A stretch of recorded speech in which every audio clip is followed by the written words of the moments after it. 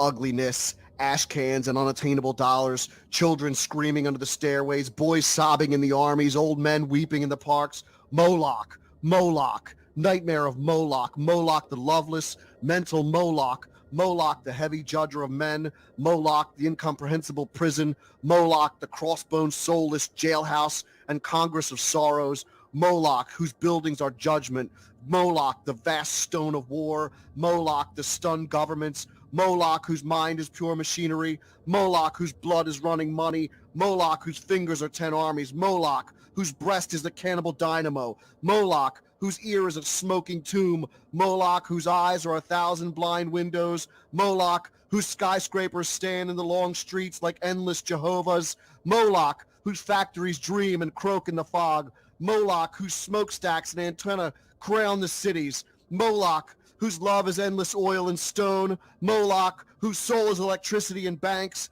Moloch whose poverty is the specter of genius, Moloch whose fate is a cloud of sexless hydrogen, Moloch whose name is the mind, Moloch in whom I sit lonely, Moloch in whom I dream angels crazy in Moloch, cocksucker in Moloch, lack love and manless in Moloch, Moloch who enters my soul early, Moloch in whom I am a consciousness without a body, Moloch who frightens me out of natural ecstasy, Moloch whom I abandon, wake up in Moloch, light streaming out of the sky, Moloch, Moloch, robot apartments, invisible suburbs, skeleton treasures, blind capitals, demonic industries, spectral nations, invisible madhouse, granite cocks, monstrous bombs. They broke their backs, lifting Moloch to heaven, pavements, trees, radios, tons, lifting the city to heaven, which exists and is everywhere about us. Visions, omens, hallucinations, miracles, ecstasies, gone down the American River, dreams, adorations, illuminations, religion, the whole boatload of sensitive bullshit, breakthroughs over the river, flips and crucifixions gone down in the flood, highs, epiphanies, despairs, 10 years, animal screams and suicide minds, new loves, mad generation, down on the rocks of time, real holy laughter in the river, they saw it all, the wild eyes, the holy yells, they bade farewell, they jumped off the roofs to solitude, waving, carrying flowers down the rivers into the street. It is Saturday night. It is Sunday morning.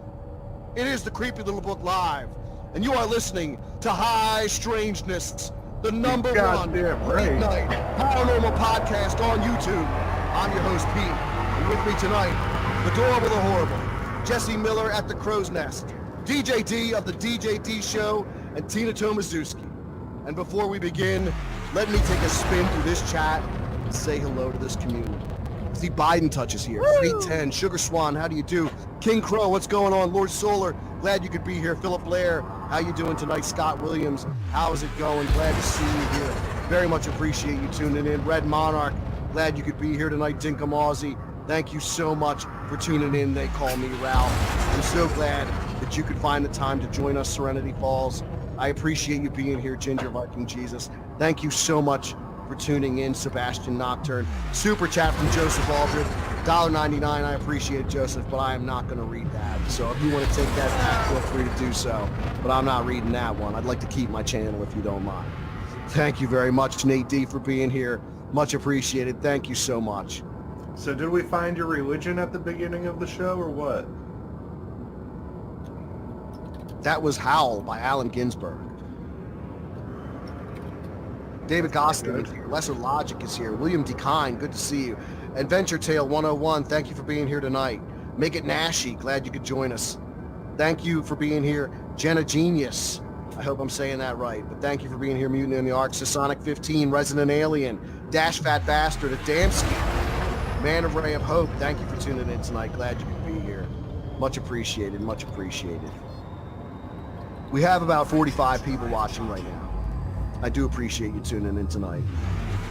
Thank you so much for being here. I see Julia Garcia is here. So's David Morris. Thank you for tuning in tonight as well. I really do appreciate you guys being here. Fatio57 is tuning in as well. Thank you, Caesar Duran, for joining us tonight. It's much appreciated. Soul Assassin, hello. Thank you for tuning in. The Paranerdist, thank you for being here. Hello. Igby 8776. Been a minute. Glad to see you. Thank you for tuning in. Andrew Gaskins, good to see you as well. Sunnycat 85, Good to see you. Thank you for tuning in, everybody. Thank you for being here tonight. I do appreciate you being here. Mora Kitty, good to see you. Roy Vasquez, thank you all. Thank you all for tuning in. Tonight we talk about a serious topic. We talk about Moloch, the ancient Canaanite god, who many would argue still is worshipped today in this day and age by the elite, by the Illuminati, by those of the New World Order. And tonight, that's exactly what we're getting into. I want to thank everybody for being here tonight. Again, thank you to the panel for being here. Thank you all for tuning in. I do appreciate you putting up with me as I regaled everybody with that Allen Ginsberg poem, Howl. I hope you did enjoy that. It's a favorite of mine. I never heard it before, obviously. It was really good. Yeah. I thought it was apt. Good job. Good Good job, dude. Yeah. Thought it was very apt. I thought it really fit the mood for the evening. Perfect. I thought you were going to say it was something from Bohemian Grove or something. No, nothing from Bohemian Grove. Always good to come out with both barrels. I agree. That he did. So Moloch was the abomination of the children of Ammon. Moloch, whose name probably derived from Melech, which means king, and Bosheth, which means shame, was one of the deities worshipped by the idolatrous Israelites. He was referred to as the abomination of the children of Ammon in 1 Kings 11:7, and the primary means of worship appears to be child sacrifice, or to pass through the fire. Solomon was said to have built a temple to him in 1 Kings 11:7. Then did Solomon build a high place for Shamash, the abomination of Moab, in the hills that is before Jerusalem, and for Molech, the abomination of the children of Ammon. Sacrificing children was not uncommon, but the practice died down around the time of Jeremiah, when the king defiled Tophet, the place where Moloch was worshipped. He also defiled Tovet, which is the valley of the son of Hinnom, that no man might make his son or daughter pass through the fire, from Molech. 2 Kings 23:10. For the sons of Judah have done that which is evil in my sight, declares the Lord. They have set their detestable things in the house which is called by my name, to defile it. They have built the high places of Topheth, which is the valley of the son of Hinnom, to burn their sons and their daughters in the fire, which I did not command, and it did not come into my mind. Therefore, behold, days are coming, declares the Lord, when it will no longer be called Tometh, or the valley of the son of Hinnom, but the valley of the slaughter, for they will bury Tometh, because there is no other place. Jeremiah 7:30-32. Moloch has often been identified with Milcom, the god of the Ammonites, who was possibly almost identified with Baal as a sun or fire god, and is also identified with the Assyrian and Babylonian Malak, and at Palmyra, Malak Beel. Moloch is also identified with Baal Haman in the Carthaginian religion. Now, you probably know better, but Baal with one L and Baal with two L's, and then Bel, they're actually different things that all kind of mean either king or ruler or something like that, or god, right? It's Throne of Baal is a pretty good. Baal with one L. It's actually Baal. So it's two different words. It's B-A-A-L. It's a title and an honorific, meaning owner, Yeah. or lord in the Northwest Semitic languages spoken in the Levant during antiquity. But it came to be applied to gods.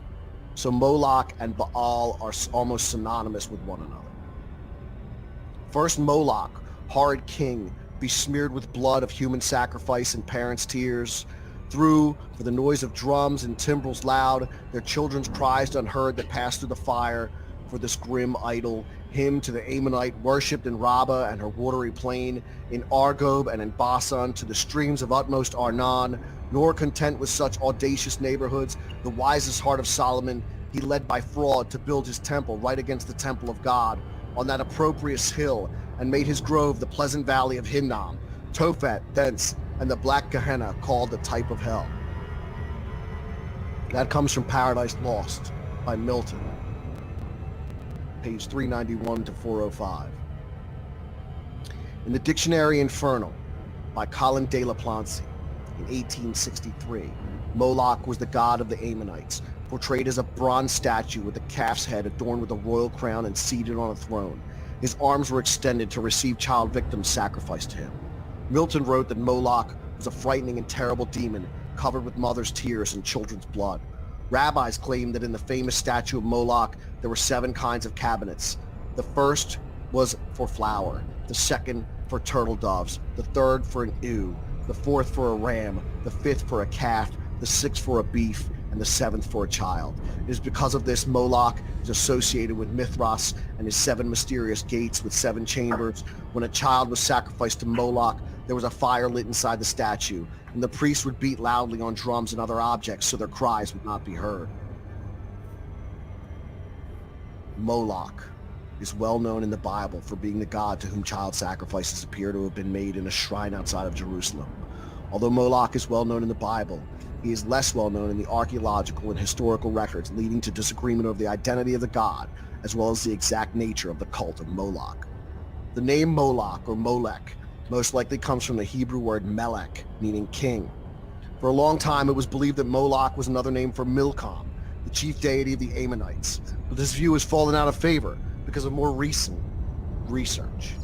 The name of Moloch was most likely a title or epithet for a deity rather than an actual name. It is common in Phoenician and Canaanite inscriptions for deities to be referred to as king of something. Milachandros, another name for El, the head of the Canaanite pantheon, for example, translates to king of men. Moloch and the Baal Hadad. One suggested identity for Moloch is the Canaanite deity Baal Hadad or Hadad.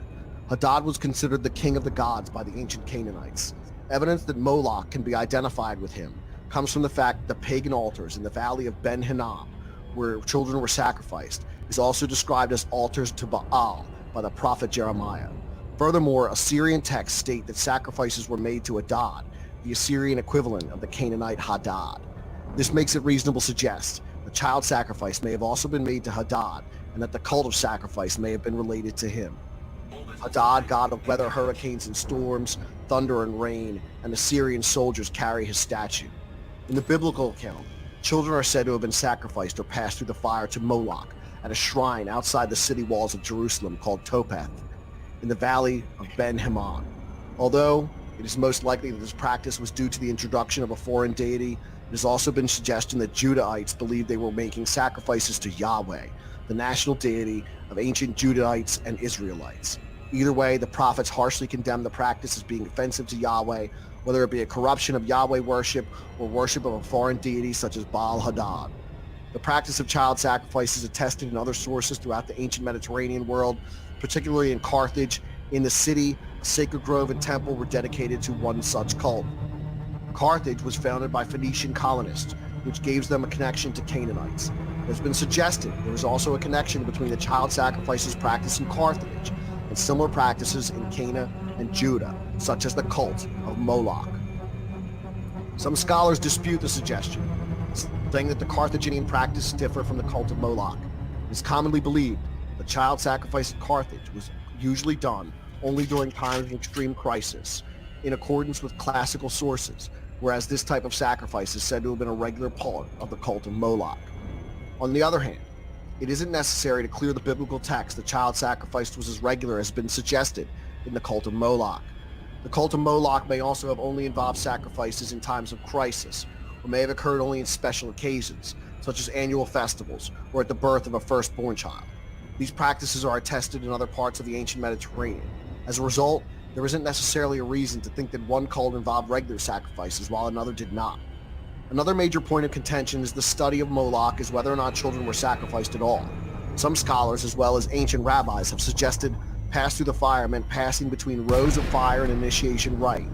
This view, the abomination of Moloch, condemned by the Hebrews prophets, was Jewish children being initiated into paganism.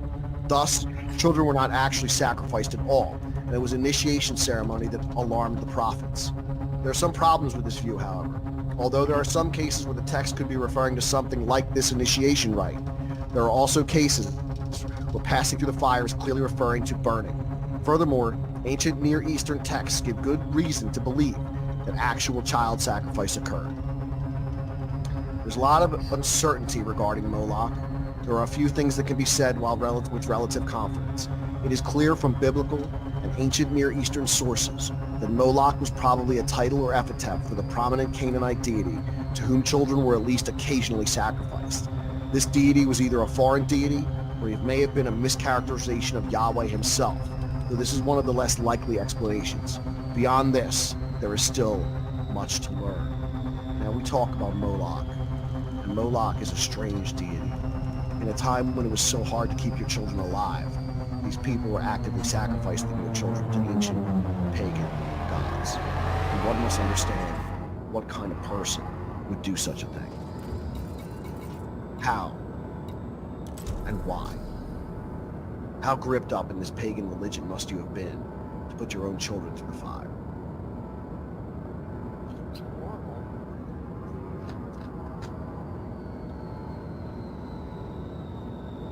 Pretty goddamn wretched, that's for sure. Oh, absolutely. Yeah, I'm trying to find that actual passage in Leviticus that says that. I'm having trouble with it.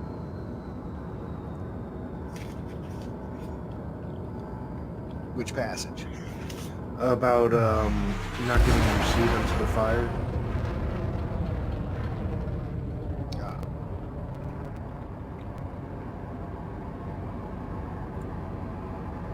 Let's see here. It's a rather long chapter of what not to do. There are 100 Bible verses about Moloch, That's a lot. but you're thinking of Jeremiah 7:31, and they have built the high places of Topeth, which is the valley of the son of Hinnom, to burn their sons and daughters in the fire which I did not command, nor did come into my mind. No, that's far more descriptive than what I was thinking. Or in 2 Kings 23:10, and he defiled Topeth, which is the valley of the son of Hinnom, that no one might burn his son or daughter as an offering to Molech.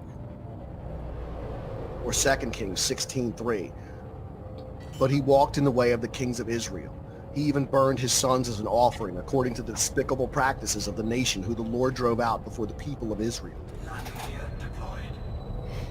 This was I a was real... listening to a priest give a sermon about Moloch today, and he was saying that, first off, when the Jews were in Egypt, they were kind of not allowed to mix into the Egyptian culture, so it was easier for them to resist the cult of Moloch, which was all around them, sinking into that culture.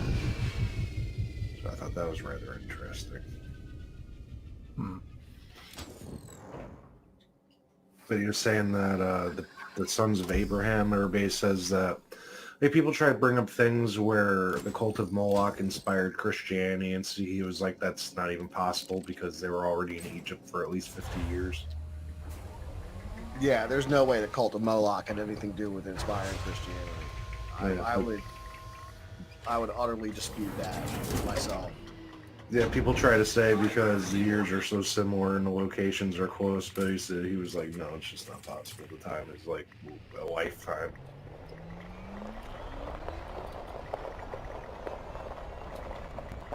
But how widespread did Moloch worship become?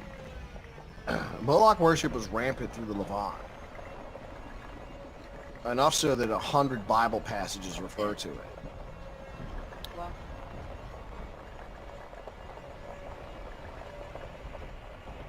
Or refer to God being singular.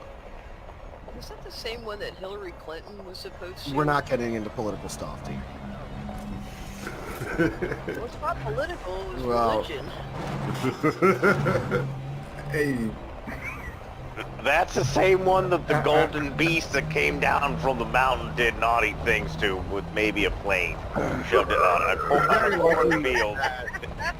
There you go. There's no politics. There's pure imagination and comedy. Woo, doggy. It's very likely that the golden calf that was made by the Israelites while Moses was up on the mountain was a representation of this god Moloch. Yeah, that's the And first thing I Dark thought of. slipped into Moloch worship while Moses was away. And that's why he came down in flame and smashed the tablets and destroyed the golden idol.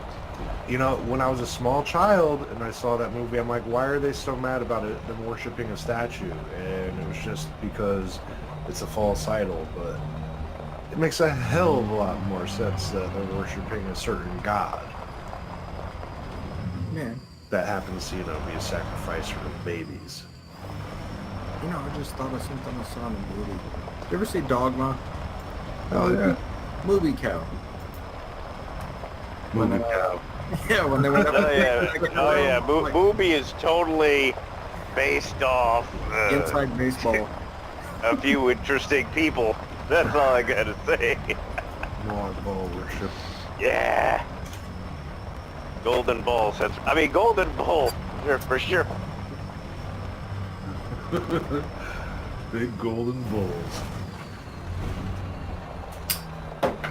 Now, for some people who do get political, they do believe this kind of Moloch worship still continues to this day in elite circles, in the high places, as it always has, by the powerful, by those who are interconnected with the elite. And there is evidence to that if you look for it. So one would be hard-pressed to disagree with those kind of claims if you're willing to look in those dark corners for such information.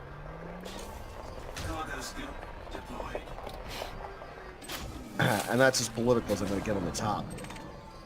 I think that was sort of where I was trying to get to, is it's sort of, they're still doing it today. It's very possible it's still being done today. Or at least that spirit still inhabits the world today. Yeah. You know. There is a Moloch spirit in the world today. And whether or not we sacrifice our children through an act of fire or sacrifice them to this corrupt world. I found the Leviticus thing. It's 18:21. Yep. It says you shall not Sacrificing. give any of your children to offer them to Molech. So profane the name of your God. I am the Lord. You probably just No, that's changed screwed the up. sacrificing Yeah, that's now. pretty screwed up. I never noticed that. Sure, they use children because children is the most precious thing, you know? Mm-hmm. Well, even in the Bible, we hear of Abraham and Isaac, where God Yeah. tells Abraham to sacrifice his only son to I was him. never comfortable with that. Right. And this isn't supposed to illustrate how God does not want human sacrifice. By allowing him to test Abraham, and Abraham was willing to go through with it before the angel came and stopped him. This was supposed to show that the God of Abraham did not want human sacrifice. See, I didn't see it that way.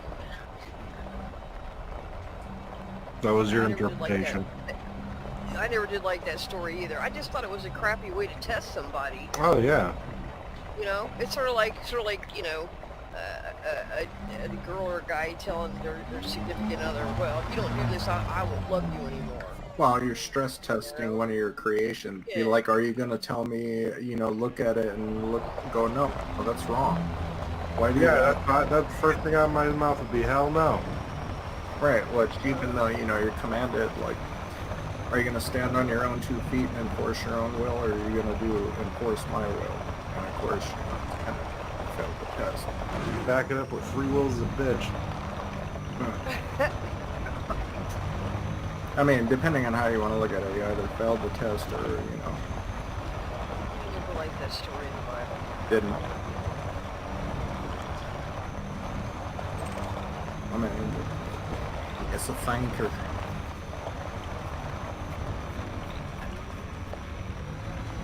It's a shitty thing to do.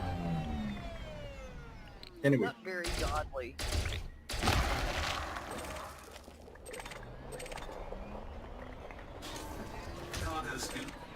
You don't think that this went on for thousands of years?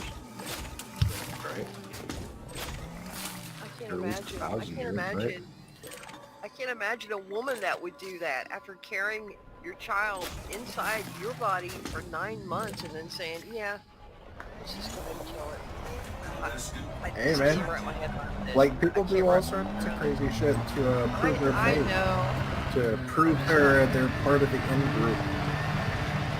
Not built that way. Like, go through some LA, just look at it as like the ultimate hazing ritual. Yeah. It's really messed Yep. up. Yeah, I give you possibly the Aztecs and other interesting. Prove your loyalty.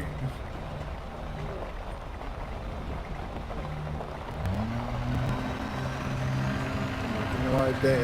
Fuck that. I'm disloyal to all of y'all. I mean, if I was God and I was telling them somebody to kill their child and they said, okay, I would question that person. What do you mean, okay? not going to fight to keep your child alive? Yeah. I don't care. I would turn around and I'd be like, I don't care who you are. Like, screw you. I'm not doing that. Mind you, the story could have been twisted from them to now. Yeah. So, yeah, that's the other problem with it. Well, I mean, you Maybe misinterpreted the story. all the other different gods and energies and everything that go on to create the necessary conditions for that, because it's through fire and war mainly.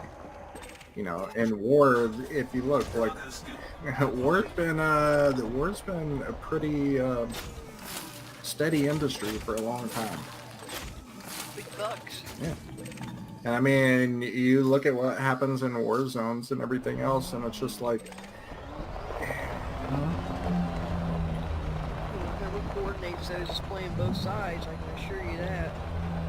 Yep, some states do. yeah, follow the money. Yep. Yeah, exactly, Fed. All the money. Oh, and then what do you find in those circles? Moloch worshippers. Later commentators have prepared accounts with similar ones from Greek and Latin sources. Speaking of offering children by fire as sacrifice in the Punic city of Carthage, a Phoenician colony. Celtarchus, Diodorus Siculus, and Plutarch all mention the burning of children as an offering to Cronus, or Saturn, that is, to Baal Haman, the chief god of Carthage. It has been suggested this practice may have been exaggerated in the Roman post-war propaganda in order to make their arch-enemies seem cruel and less civilized. Cleotarchus's paraphrasing of Solochium to Plato's Republic has a description of the practice which predates the fall of Carthage in 146 BC.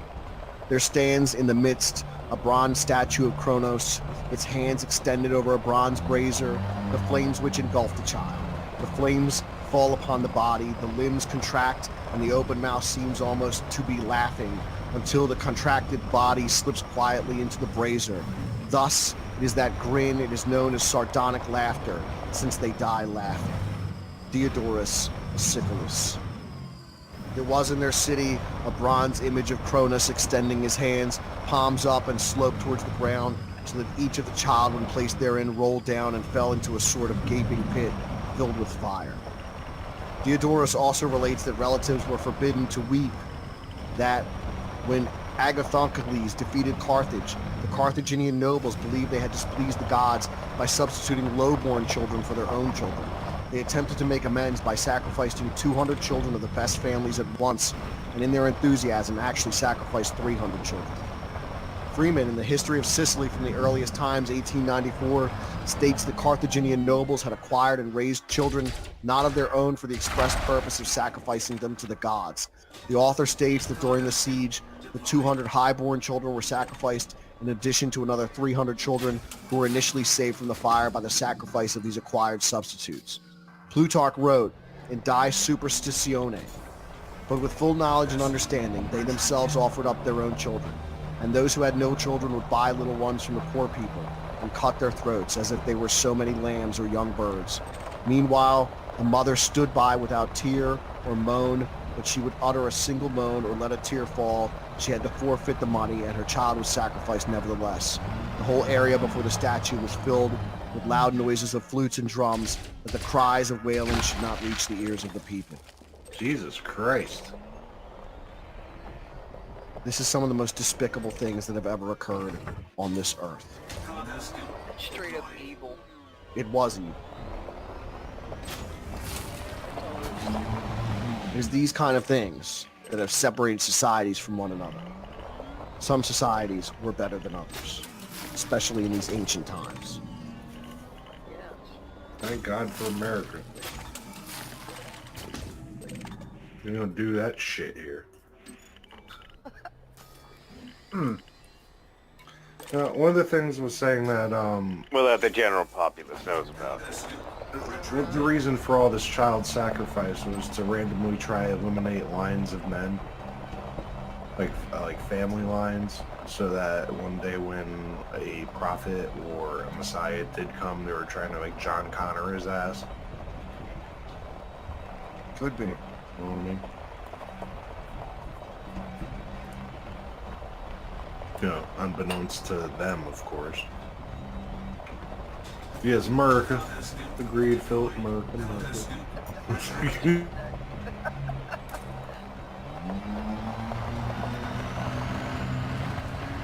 Yeah, this is an absolutely terrible subject. It's one I was reluctant to cover for a long time because it is so awful. Yeah, you got kids. I got a son. Never fucking happened. You know what I mean? How messed up are these people? I know it was a more brutal time. Really? Like, really? I don't even have kids. Well, I can't know. Allegedly, they threw some into the volcano in some other places, so...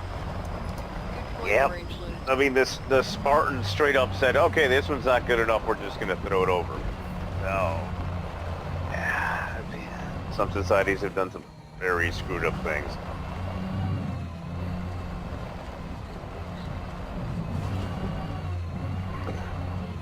Got you some super chats to catch up on, Pete. Yeah, I can't read half these super chats, everybody. So please give me super chats I can read so I can maintain my channel.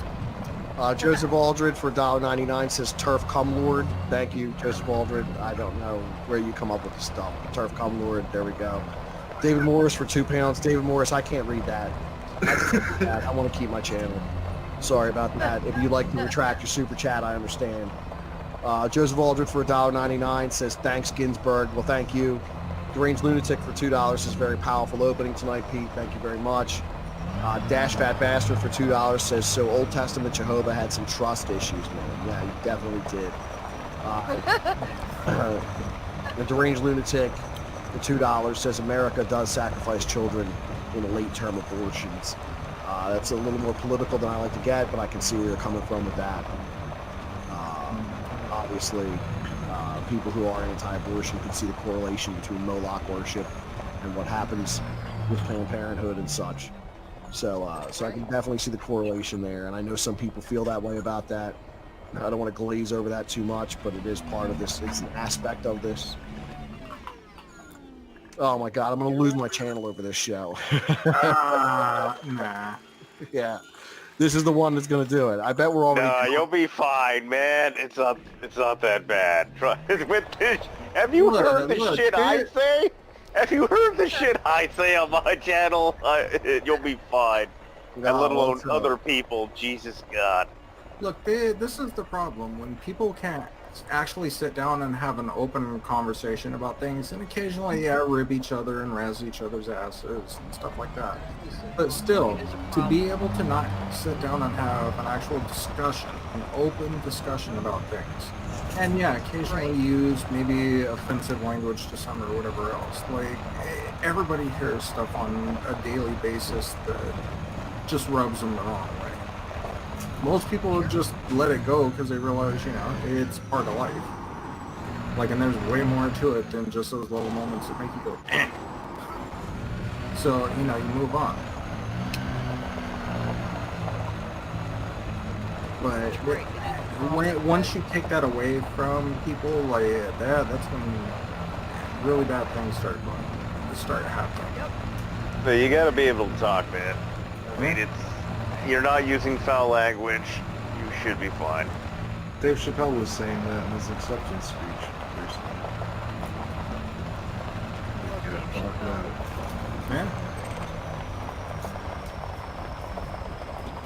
Yeah, I mean, a bunch of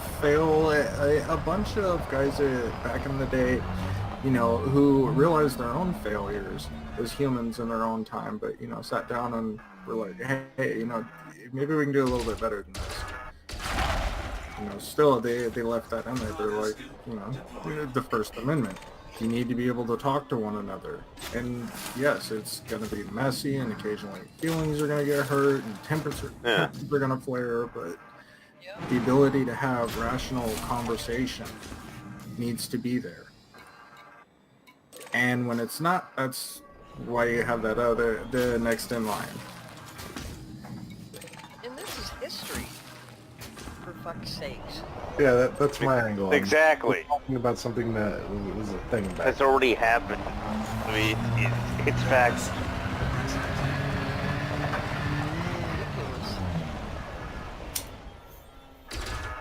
Like, I would rather hear something I don't like or whatever, and ponder it for a minute. Sure.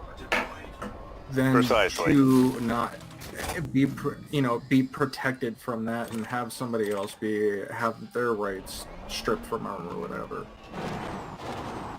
I'm like, dude, no, that's not how this works. Like, being a human being is messy as hell, so get used to it.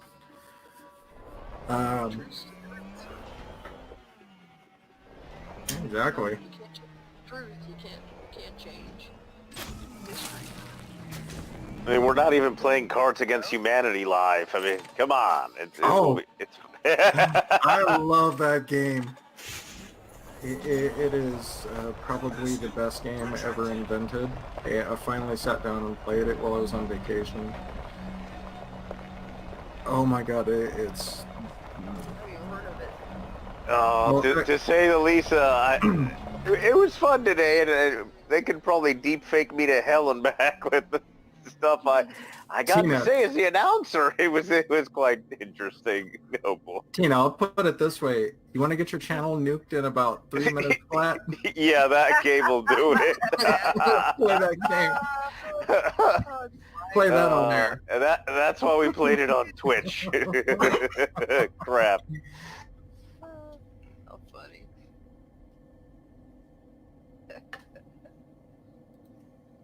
Like that would not fly here. But you know, scholars in the 17th century that receiving from medieval rabbinical tradition the notion that the various gods named Milk, MLK, Milk, King in the Hebrew Bible are closely related, if not identical. Early modern scholarship tends to accept the biblical and Greco-Roman accounts of sacrifice at face value, although there were early suggestions that the biblical account might refer to a symbolic practice. Among them, an essay by John Selden, 1617, with the suggestion that the phrase Hyber B'Shim Lemek, making to pass through the fire over Moloch, might have enabled a purification ritual rather than human sacrifice. Valentine Gressing, in 1678, suggested that the vocalization Molech was modeled after Holem, dreamer, prophet, to distinguish it from Melech, king, presaging the much more influential suggestion by Abraham Grieger in 1857 that the vocalization is a dispherism modeled after Bochet or shame. John Spencer wrote a seminal study on Molech, Lex Transitium per Ingum in Honorum Molechi Prohibens, in 1686, initiating the influential interpretation of Moloch as a solar deity. Greco-Roman authors describe the Carthaginian practice of human sacrifice as dedicated to Baal Haman or Interpretado Gracia to Cronus. The explicit identification of this Punic deity with the biblical Molech is modern, suggesting a continuity of the practice of child sacrifice from the Iron Age or possibly the late Bronze Age Cana to 2nd century BC Carthage. Carthaginian sacrifice in the context of biblical Molech is studied, still based on the authority of ancient authors rather than archaeology, by Frederick Munter in Die Religion der Carthager in 1816, and Franz Karl Movers in Die Phönicier in 1841. Both Munter and Movers concluded that Molech was identical with Baal and be categorized as a fire god. In 1841, both Georg Friedrich Daumer and Friedrich Wilhelm Galeni published influential works on the topic.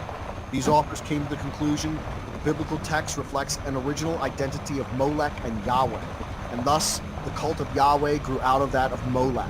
By abolishing the human sacrifice, the authors find numerous instances of vestigial references to human sacrifice, most notably the laws that all firstborn must be consecrated or given to Yahweh, Book of Exodus 13:2, as well as 22:28.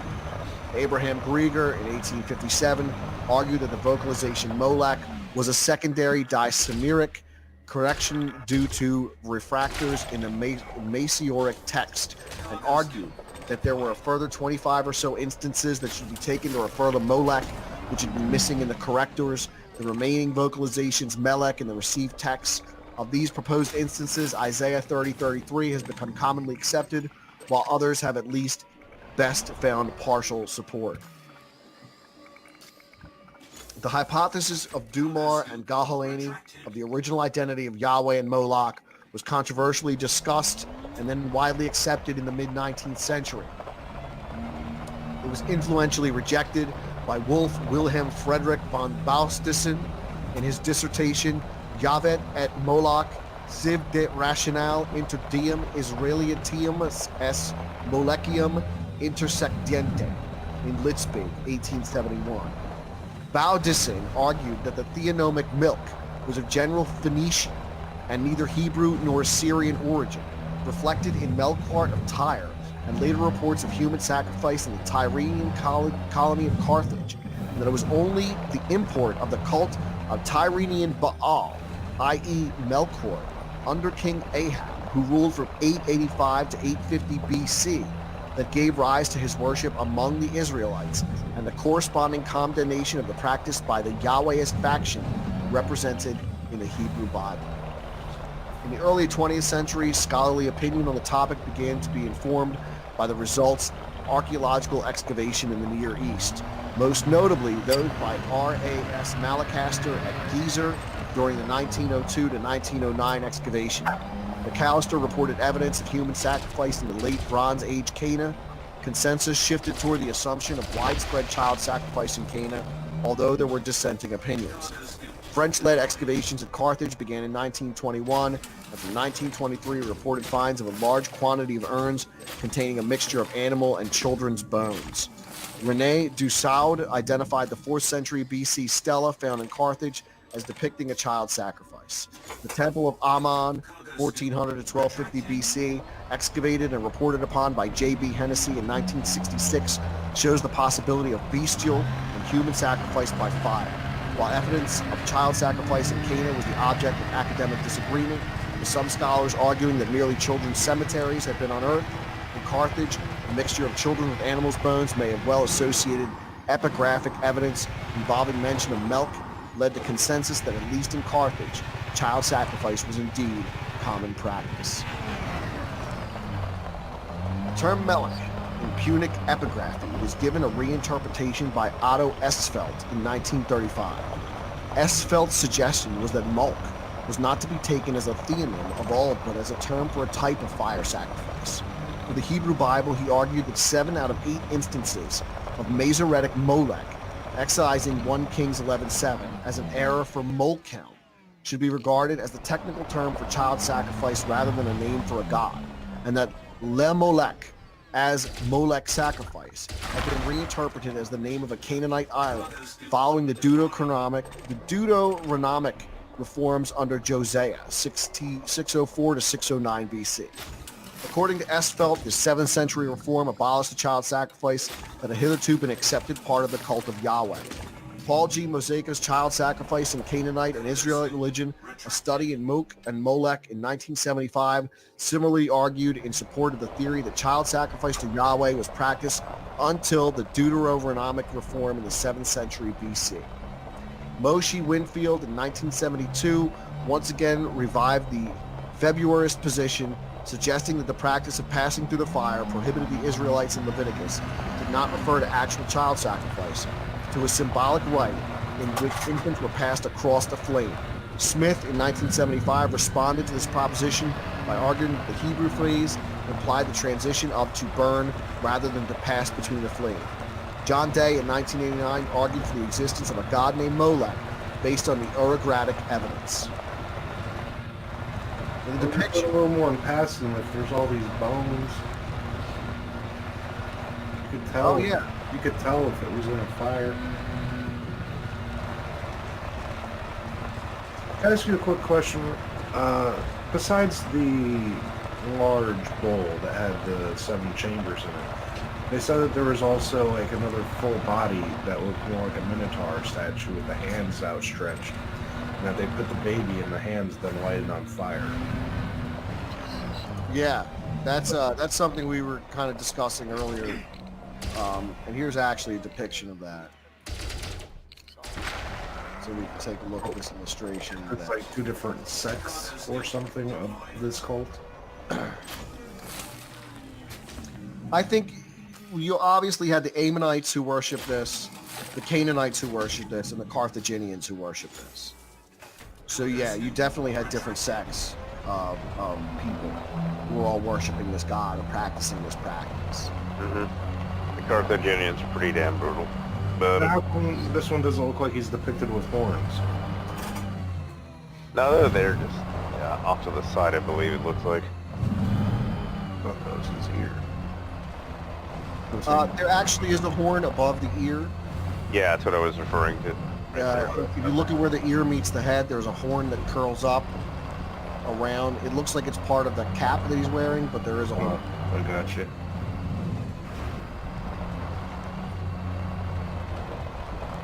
Yeah, it is just above the ear. But this is a depiction of what was going on here. You know? And this is... And I thought the insane asylum stuff was bad. Yeah. No, it's clearly much worse. Now, I believe there is a statue of Molag. This statue is from the National Museum of Cinema in Turin. And I'll pull up this image so you can get a look at it.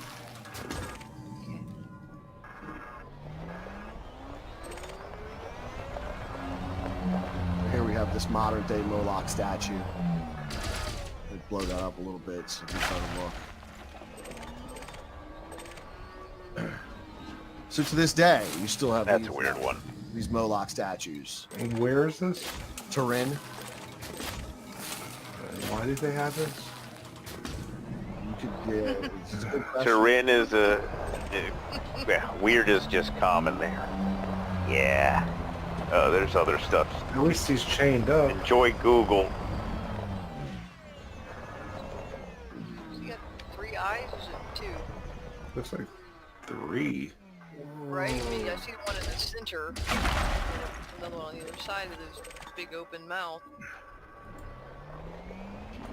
I believe it's just 2 eyes. That looks more like a gem or some kind of adornment in the middle. Well, apparently there's a cryptocurrency called Moloch as well. Yeah, excellent question. Where did he come from to begin with? Well, the thing I saw said Iron Age. Pete was just saying that there's evidence of him in the Bronze Age. Yeah, there's Bronze Age evidence of this dude. That's going back so far that there's no way to tell where it came from. Just the way it is. I got a super chat here from Dash Fat Bastard for $2. Thank you very much, Dash. Dash says, fire farting alien tries babysitting. Okay. Bad things happen. Probably not a good babysitter. No.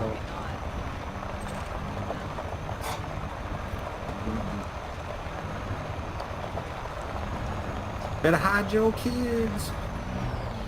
You would think after, like, centuries of things never really changing, they would stop this practice of sacrificing their children. Instead of thinking, no, we just need to sacrifice more. Jeez.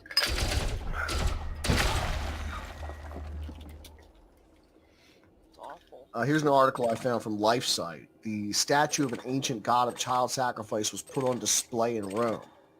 The statue of Moloch was erected 7 days prior to an event in the Vatican Gardens where the pagan goddess Pachamama was worshipped. Now, this Pachamama thing was a big uproar for the church recently. And I'll show you this Moloch statue we've got here before I get into this article. This is it's very much the same statue we were just looking at. They just moved it from Turin to Rome for this exhibit. Rome, November 6, 2019, according to LifeSite News.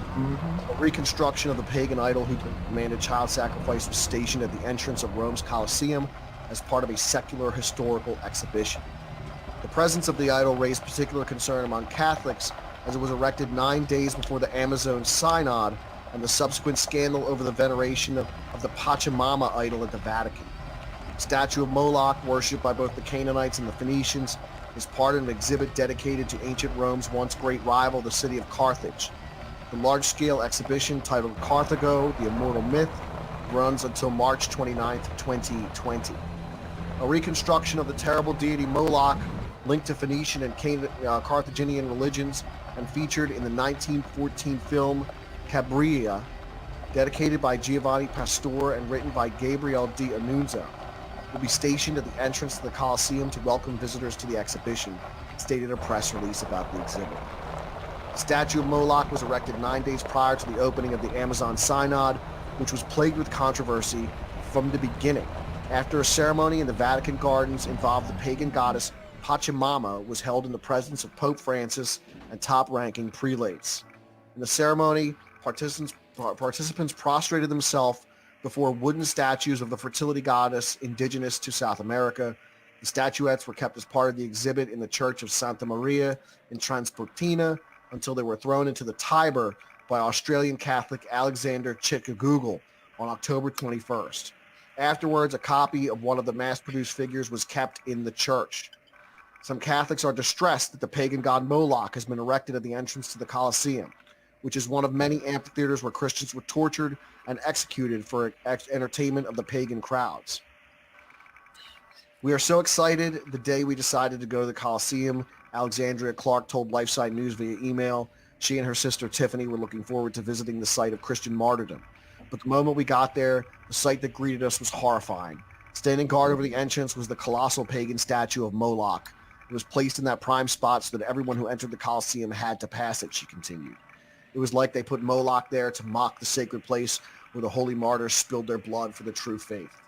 Clark saw a connection between the idol of Moloch and the Pachamama image that featured so prominently at the recently concluded Amazonian Synod. Both of these evil pagan idols required child sacrifice, and both of them came to Rome at the same time as the Synod. The two sisters remained near the Moloch statue to gauge other reactions. Clark noted that a few others, including religious sisters, were clearly shocked by the giant figure.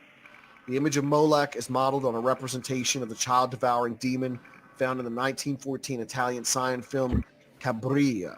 In the film, the idol of Moloch set up by the Punic Temple has a giant bronze furnace in his chest into which hundreds of children are thrown. Cabiria, the heroine of the film, is threatened with this fiery fate. The film depiction of the idol has a historical basis. 3 ancient Greek historians all attest that it was customary in Carthage to burn children alive as an offering to the deity, whom they called Baal and Cronus or Saturn, the Roman god who, according to myth, ate his own children lest they supplant him. Moloch is also mentioned several times in the book of Leviticus. Hebrew parents are forbidden to sacrifice their children to the god. Meanwhile, the Christians that were killed in arenas like the Colosseum is indisputable. Before his martyrdom, St. Ignatius of Antioch wrote a letter circa 110 AD describing his probable fate. I write to the churches and impress on all of them that I shall willingly die for God, unless you hinder me. I beseech of you not to show an unseasonable goodwill towards me. Allow me to become food for the wild beast, through whose instrumentality I will be granted to attain to God. I am the wheat of God, and let me be ground by the teeth of wild beasts, that I may be found pure in the bread of Christ. According to historian Eusebius of Caesarea, St. Ignatius was indeed killed by wild animals in an arena in Rome. Carthage was destroyed by the Roman Republic in 146 BC during the Third Punic War after repeated demands from Cato, the censor, to the Roman Senate. Cato is said to have ended all his speeches with a declaration that Carthago deldena est, that is, Carthage must be destroyed. However, Carthage was born again as a Roman colony, Roman Carthage, which became an important city in Roman Africa. St. Augustine of Hippo taught at a school of rhetoric there in the 4th century.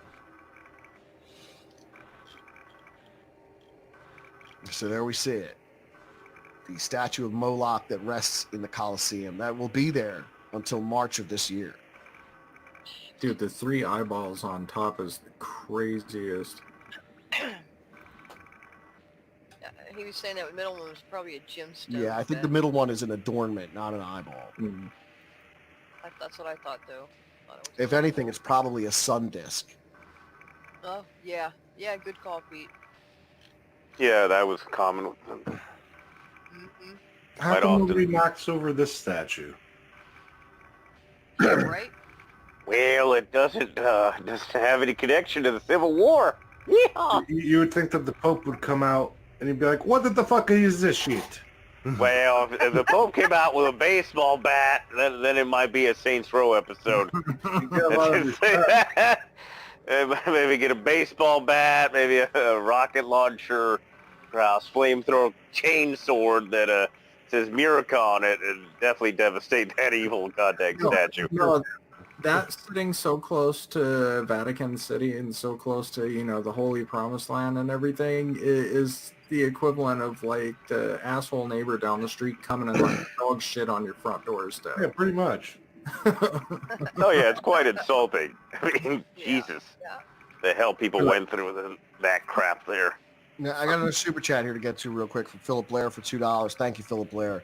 Which Lovecraftian story is that figure from? You know what that reminds me of, Philip? Have you seen the trailer for Color Out of Space starring Nicolas Cage? They have adapted Lovecraft's Color Out of Space into a horror movie of the same name, starring Nicolas Cage, Jolie Richardson, Madeline Arthur, and Tommy Chong. Is this new? It is new, yes. When's this coming out? It's already out. Oh. Yeah. What's it called again? Color Out of Space. Never even heard of it.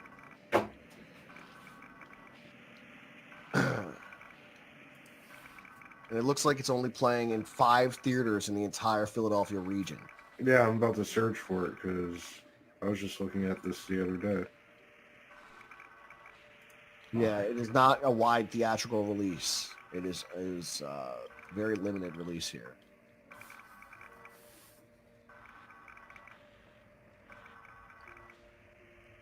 Oh, you can stream it? Oh, hell yeah. Can you stream it? Where from? Megan Nasher just said that, so I'm gonna look that up real quick. It's a pirate's life for you. This says Color Out of Space. Wednesday, January 22nd. It's opening around here. Tubi, YouTube, Google Play, Amazon Prime, and Vudu. Oh, you're right. It is the 22nd. So it looks like it opens this Wednesday. See, that's putting at the normal theaters. I haven't even heard of anything about this. What the hell? Neither, Jesse. They need better advertising. I believe this was a film festival movie. Okay, if you got Amazon Prime, you can watch it on there. Oh, cool.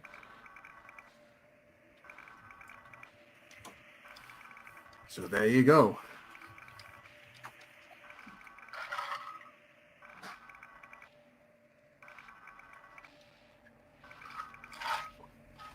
Dude, I'm jealous now. He met a blasted Nick Cage. This is the different Color Out of Space. Well, that's just a party. Yeah. Mm-hmm. This is not the one with Nicolas Cage. Oh, wait a minute. The fuck? The one on Prime. And something, two things, one thing. This is Nicolas Cage. Yeah, Scott Williams says the Color of Space on Amazon is not the one with Nicolas Cage. He's absolutely No, right. it isn't. Damn. The one with Nicolas Cage has Tommy Chong in it as well. It looks absolutely amazing. I'm very much looking forward to seeing it. Yeah, that is Color right. Out of Space is one of my favorite Lovecraftian stories. And I'm looking forward to see how they translate it to this film. Oh my God, it looks like we're at that time of the night. Like damn fast, Pete. Yep, it's fastest hour you can find. Knife moves pretty fast sometimes. Comes at you fast, that's right. So listen, I want Yeah. to take a moment just to plug our sponsor here, My Patriot Supply. I want to thank My Patriot Supply for sponsoring the Creepy Little Book. Now here's the thing, folks. Emergencies, they strike without warning. And, you know, if you want to wait until it's on the news, you're already going to be too late. One thing you can do is build an emergency food supply, and I trust My Patriot Supply for this purpose. A 2-week food kit will get you started, and this week you can save 40% on these food kits when you go to my special website, preparewithpeter.com. These kits include breakfast, lunch, and dinners that last up to 25 years in storage, and they arrive fast at your door with guaranteed 2-day delivery. Those that know what's coming are preparing today, and you should too. So go to preparewithpeter.com. Save 40% right now. That's preparewithpeter.com. You can find a link to that down in the description of this video. Likewise, in the description of this video, you will find a link to my Twitter and my email if you want to get in touch with me. I'm really easy to get a hold of. There's a Teespring link if you want to pick up the Defeat Moloch mug or t-shirt. As you can probably see pinned up there in the chat right now, you can click a link on that and it'll take you right to it. There is a link to my Patreon. Thank you to my Patreon supporters who have stuck with me for so long, have contributed to the success of this show. And if you're in a position to become a Patreon supporter, I only have one tier. It's $1 a month. Just a single $1 a month. That's less than the price of a cup of coffee. Think of it like that. You're just tipping me a cup of coffee. I do appreciate that. If you would be willing to sign up and contribute, thank you very much. You'll also find links to everybody else's channels down in the description of this video, so don't hesitate to go subscribe to all of them. I want to say thank you to everybody for tuning in tonight, being here night after night, day after day, as we delve into the world of the weird. I want to say thank you to Joseph Aldred, David Morris, Deranged Lunatic, Dash Fat Bastard, and Philip Blair for your generous super chats. Much appreciated. Never expected. And like I said, some of them I didn't read tonight. I'd like to keep the channel. I do apologize for that. If you'd like to retract your super chats, I understand, and I encourage you to do so if you feel a certain way about me not reading them. But I do appreciate them nonetheless. So thank you very much. I want to thank my panel for being here tonight. The show is not the same without you guys. Thank you so much for being here. I do appreciate it. And as we do, this has been the Creepy Little Book Live, and you've been listening to High Strangeness, the #1 late night paranormal podcast on YouTube. I've been your host, Pete. With me tonight were Fedorable the Horrible, Jesse Miller at the Crow's Nest, DJ D of the DJ D Show, and Tina Tomaszewski. And until tomorrow night, everybody, stay creeped out.